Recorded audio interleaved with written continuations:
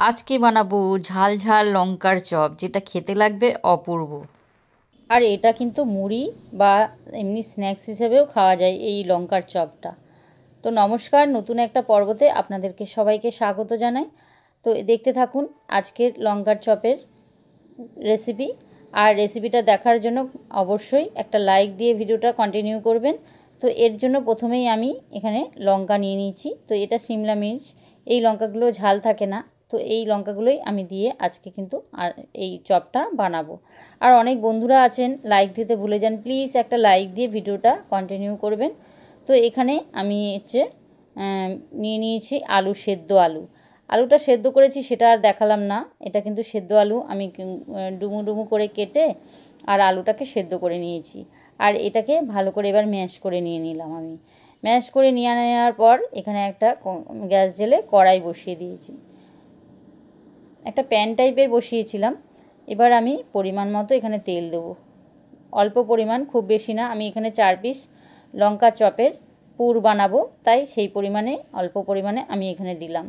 একটু পুরটা বানানোর জন্য 2 থেকে 3 চামচ তেল হবে হয়তো, এতে 2 চামচের মতো তেল হবে। তার সাথে দিয়ে দিলাম এখানে শুকনো লঙ্কা আর জিরে ফোড়নে, একটু পেঁয়াজ কুচি আর লঙ্কা কুচি, পাকা আর কাঁচা লঙ্কা কুচি দিয়ে দিলাম। পেঁয়াজটা দিয়ে দিয়েছিলাম একটা, দিয়ে একটু ভাজা ভাজা করে নেবো সব কিছু। একটু ভাজা ভাজা হয়ে গেলে এতে যে আলুটা আমি সেদ্ধ করে ম্যাশ করে নিয়েছিলাম সেটাই কিন্তু এখানে দিয়ে দিলাম। সেদ্ধ করা আলুটা দিয়ে দেওয়ার পর এটাকে ভালো করে কিন্তু মিশিয়ে নিতে হবে। এটা যত ভালো করে মেশানো হবে ততই কিন্তু ভালো হবে। আর এতে কোনো ডেলাভাব না থাকে সেটা কিন্তু অবশ্যই দেখবেন। এবারে দিয়ে দেবো এখানে পরিমাণ মতো নুন। এখানে নিয়ে নিচ্ছি আমি একটু হলুদ গুঁড়ো, তার সাথে নিয়ে নিয়েছি একটু ঝাল লঙ্কার গুঁড়ো, একটু কাশ্মীরি লঙ্কার গুঁড়ো, একটু জিরে গুঁড়ো, ভাজা জিরে গুঁড়ো, ভাজা ধনে গুঁড়ো, ব্যাস। আর গরম মশলা গুঁড়ো অল্প পরিমাণে নিয়ে এই মশলাটাকে একটা সুন্দরভাবে একটা পুর বানাতে হবে। তার জন্য এই মশলাটা যত ভালো করে নাড়িয়ে মিশিয়ে একসাথে করে নেবেন ততই কিন্তু রেসিপিটা খেতে খুবই ভালো লাগবে। তো এইভাবে কিন্তু আমি মিশিয়ে নিচ্ছি ভালো করে মিশিয়ে নেওয়ার পর এখানে ধনেপাতা কুচিও দিয়ে দেবো স্বাদ একটু বাড়ানোর জন্য, দিয়ে ভালো করে আবারও একটু নাড়াচাড়া করে দেবো। এটা ভালো করে যত সম্ভব মেশাবেন, এর ভেতরে কোনো রকম যেন ডেলা না থাকে, একটু ভালো হবে, মানে একটু মিশে গেলে এটা খেতে টেস্টি হবে, ঝাল ঝাল বেশ নুন নুন। তার সাথে দিয়ে দেবো এখানে একটু চিনি আর দিয়ে দেবো হচ্ছে আমচুর পাউডার আমি এখানে হাফ চামচ দিয়েছিলাম। আমচুর পাউডারটা দিলে খেতে খুবই ভালো লাগবে। এখানে যদি আপনাদের ঘরে আচার থাকে তাও একটু দিতে পারেন, তাহলে আরও টেস্টি হবে এই চপটা খেতে। এবার কিন্তু ভালো করে কিন্তু মিশিয়ে নিতে হবে। ভালো করে দেখুন, যত ভালো করে মেশাবেন ততই কিন্তু এটা টেস্টি হবে। এইভাবে কিন্তু আমি এটা একটু ধৈর্য সহকারে এটাকে আস্তে আস্তে মিশিয়ে নেব। একটু মিশিয়ে নেওয়ার পর এটাকে কিন্তু কিছুক্ষণ আবার রেখে ঠান্ডা করতে হবে। ঠান্ডা না করলে আবার পুরটা ভরতে পারবো না, গরম গরম আবার চপটা ভাজলে সেটাও কিন্তু ভালো হবে না। তাই এটাকে একটু মিশিয়ে নেওয়ার পর একটু যত সম্ভব একটু ঠান্ডা করে নেবেন। তো ধৈর্য সহকারে এটাকে ভালো করে মিশিয়ে নেব। মিশিয়ে নেওয়ার পর এটাকে আমি ঠান্ডাও করে নিলাম। এবার লঙ্কাটা আমি কিভাবে কাটছি মানে চপগুলো বানানোর জন্য, আমি এখানে মাঝ বরাবর এটাকে কেটে দিলাম। মাঝ বরাবর কেটে দিয়ে ভেতরে যেই দানা আর শীটটা থাকে সেটাকে কিন্তু হাত দিয়ে আস্তে আস্তে করে ফেলে দেবো, ছুরির সাহায্যে, ছুরি বা হাতের সাহায্যে আস্তে আস্তে করে ভেতর থেকে এই পুরো দানাটা আর শীটটা ফেলে দিতে হবে। তাহলে কি হবে, এর ভেতরে একটা জায়গা হবে আর আলুর পুরটা খুব সুন্দরভাবে ঢুকে যাবে। দেখুন আরও একটা লঙ্কা কিন্তু আমি এইভাবে একই পদ্ধতিতে করছি।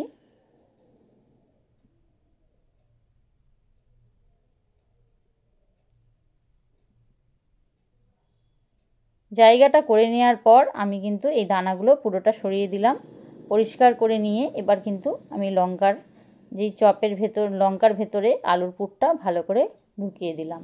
এটা যত সম্ভব ভালো করে একটু যতটা ঢুকবে ততটা কিন্তু এটাকে পুরটা ঢুকিয়ে দেব। ব্যাস এই পুরটা ভরে নিলাম এর ভেতরে। একটা একটা করে সব লঙ্কাগুলোর আমি পুর এইভাবে কিন্তু ভরে নেব।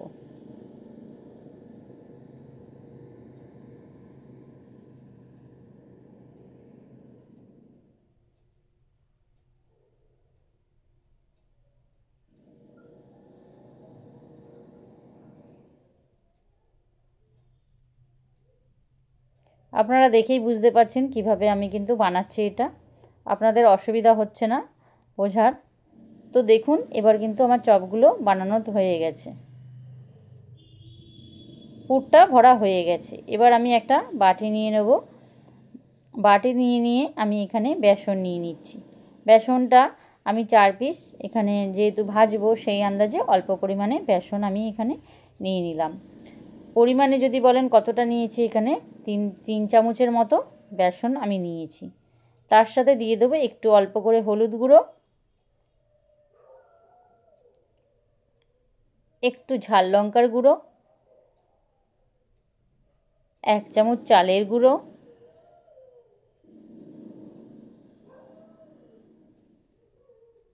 একটু নুন স্বাদ মতো, একটু জিরে ভাজা জিরে গুঁড়ো দিয়ে এটাকে ভালো করে আগে মিশিয়ে নেব।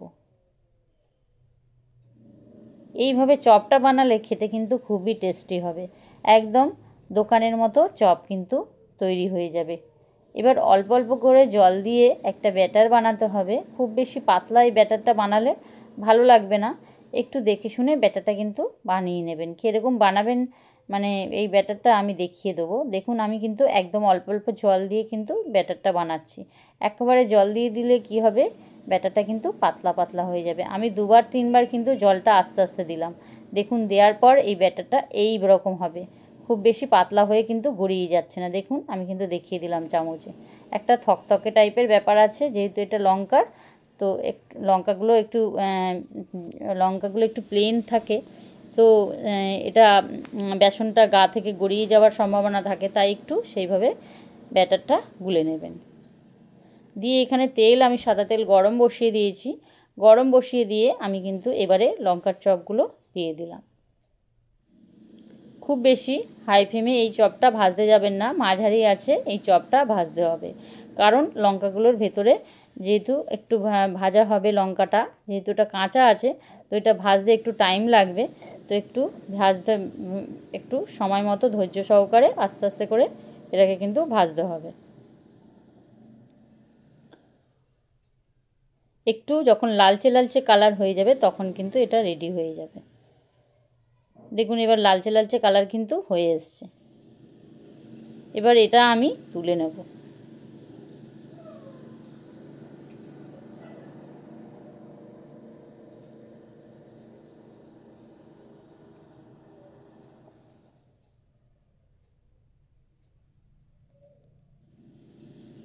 আবারও আমি একই পদ্ধতিতে আবারও দুটো দিয়ে দিলাম। এবার দুটো যাতে একসাথে না জুড়ে যায় একটু সরিয়ে দিলাম, একটু সরিয়ে আগে থেকেই দেবেন।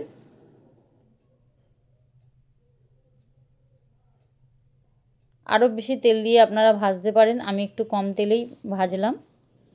পরিমাণ মতো দিয়েছি ভাজার মতো, খুব বেশি তেল ছাকা তেলে আমি ভাজিনি। আপনারা চাইলে আরও ডুবো তুলে এটাকে ভাজতে পারেন।